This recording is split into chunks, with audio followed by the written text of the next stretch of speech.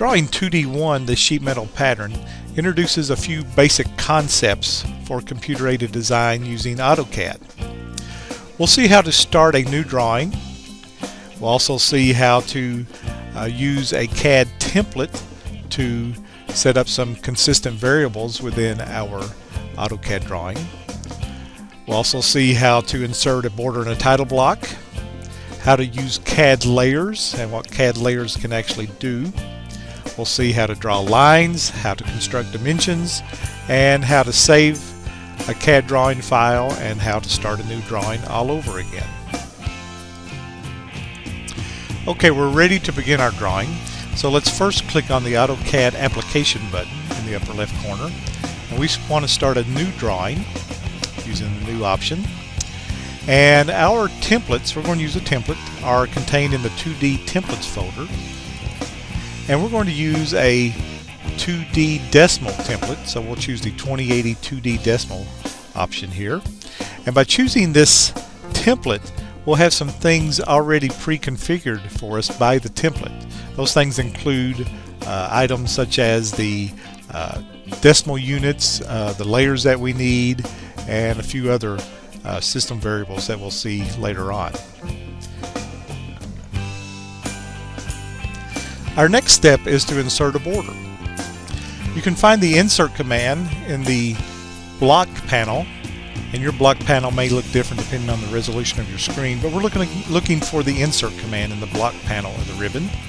So we'll choose that, and we want to browse and find the border that we want to insert. We're looking to insert an 8.5 by 11 border, so we'll choose that option once we find it. If you need to search for it, you're looking for the symbols folder.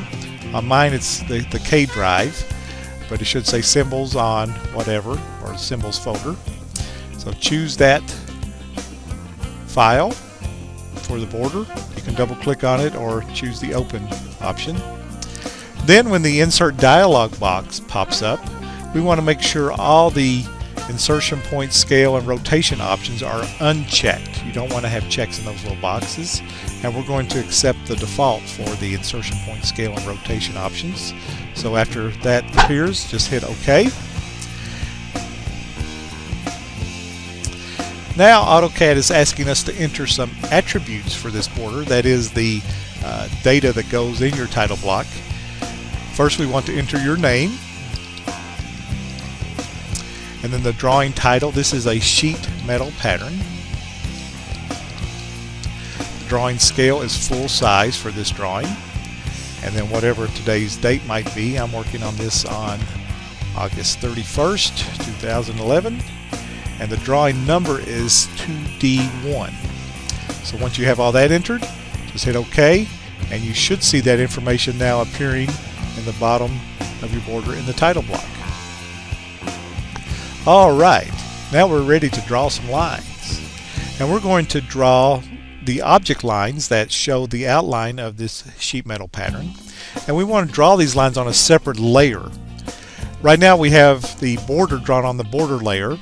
And if you click in your layers panel where it says border right now, click on the little down arrow, you should see the other layers that are available in this particular template. And again, this is one advantage of using a template, that you can have some layers that are already preset that you don't have to recreate each time. But we want to switch to the object layer. And when we draw on the object layer, you notice that the preset color for this layer is yellow. So our lines should be yellow. So we'll just click on that to make it the current layer.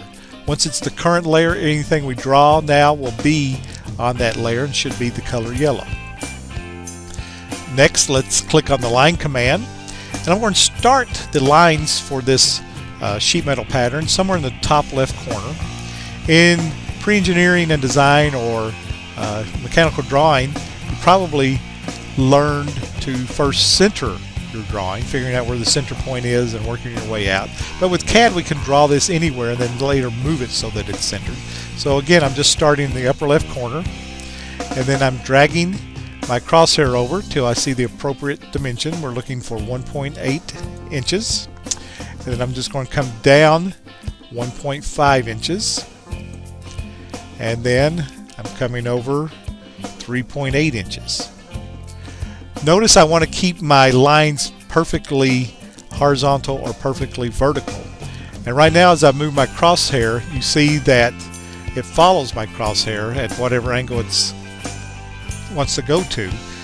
But if you click down in the bottom of the screen where it says ortho, you can turn your ortho on so it then locks your lines so they only go horizontal or vertical.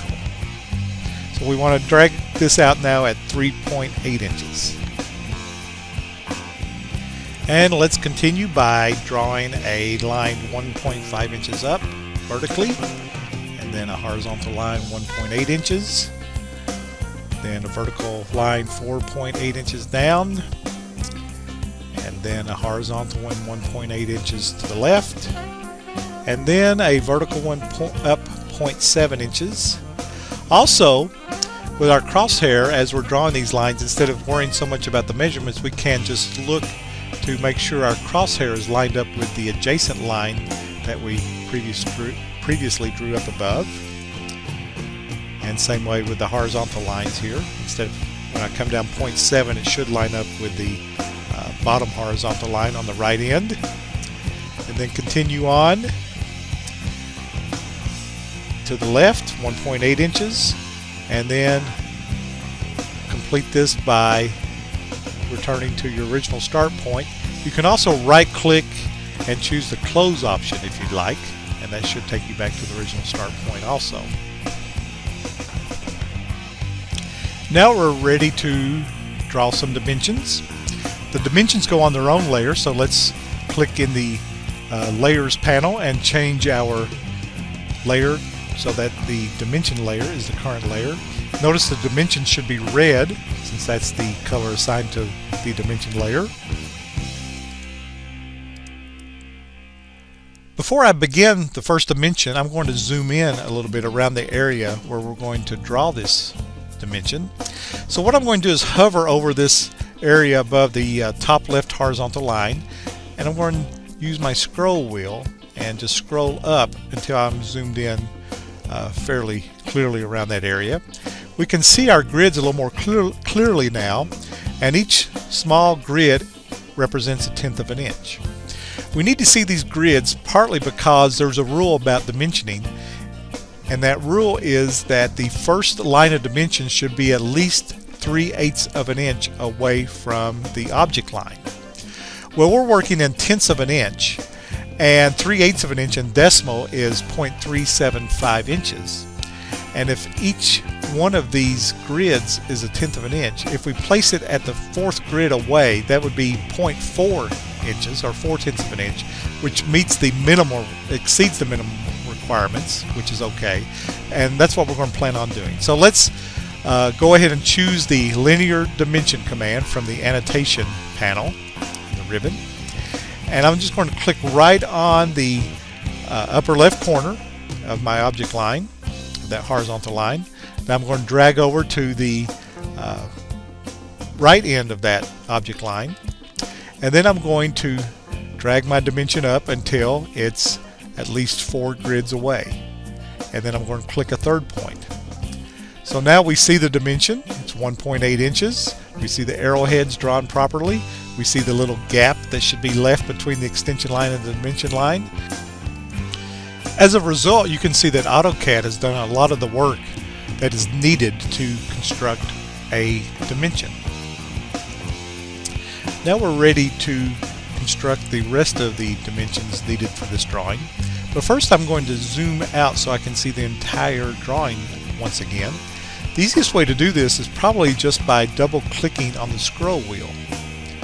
And that executes a zoom extents command so we can see the entire drawing. Now we probably need to start the dimension command once again. You can of course choose it from the annotation panel in the ribbon, the linear dimension. You can also right click, and at this point from this pop-up menu you could click on the recent input and choose the dim linear command from there if you'd like to. One other thing we're going to do, or actually a couple of other things we're going to do, we're going to turn off the ortho option at this point, and we're also going to turn off the object snap option at this point. So just by clicking on those options at the bottom of the screen turns those off. So I'm going to continue the horizontal dimensions at the top of the drawing just by clicking on the 2 points to define the 3.8 inch dimension. And I'm going to line it up so my crosshair lines up with my first dimension, the 1.8 inch dimension. I'm going to right click and repeat the dim linear command again and construct another 1.8 inch dimension that again lines up with the previous two. Now we're ready to construct the overall horizontal dimension, the 7.4 inch dimension. Before I do this, I'm going to zoom in just a little bit. I'm going to hover over my 3.8 inch dimension, and I'm going to zoom in just enough so I can see the small 1/10 of an inch grids. The dimensioning rule for spacing between dimensions is that they should be at least 1/4 of an inch apart, or 0.25 inches in decimal units. Since our snap and grid units are set to 1/10 of an inch, we're just going to make our dimension spacing 0.3 inches. That exceeds the minimum, but again, the rule is the minimum spacing should be 0.25. So if we make it 0.3, we've met the requirements of that rule. So using the linear dimension command again, I'm going to click right on the upper left corner of this object and then go over to the upper right corner and then drag my dimension up so that it's at least 3/10 of a way from the first line of dimensions.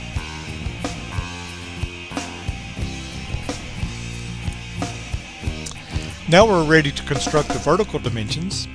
We're still using the linear dimension command, except in this case we're going to actually drag a point and show a point that's inside the drawing. So my first click will be on the upper right corner of this object, but then I'm dragging in at a diagonal angle so I can pick this inside corner, and then that will allow me to construct a dimension extending from that inside left corner and the upper right corner.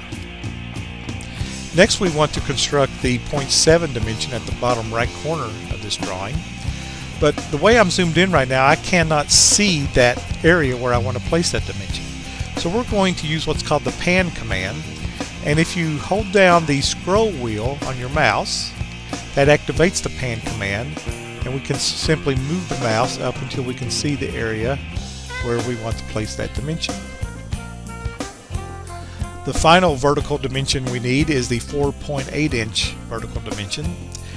And on my drawing, I'm zoomed in at kind of an awkward zoom level. So what I'm going to do is zoom out using my scroll wheel and then zoom back in so I can see the entire length of this vertical line on the right end.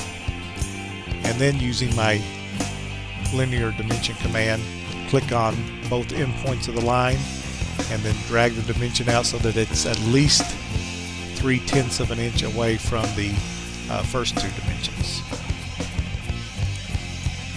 Once I've completed dimensioning this drawing, I want to move mine because it doesn't look very centered within my border. To do this, I'm going to click a point down and to the left of the bottom left corner of the object, but within the border. And once I click this first point, I can now drag what's called a selection window around everything I want to select and choose to move. Once everything has been selected, you can now see it's highlighted and indicated. The highlight is indicated by turning everything into kind of a dotted line. And then we can use the modify panel and the move command and then simply click some point. I'm going to try to click somewhere near the center of this drawing and then move it to another point so that it appears centered within your border. Once we have the drawing complete, we want to save the drawing. Normally you could just click the AutoCAD application button and choose the save command.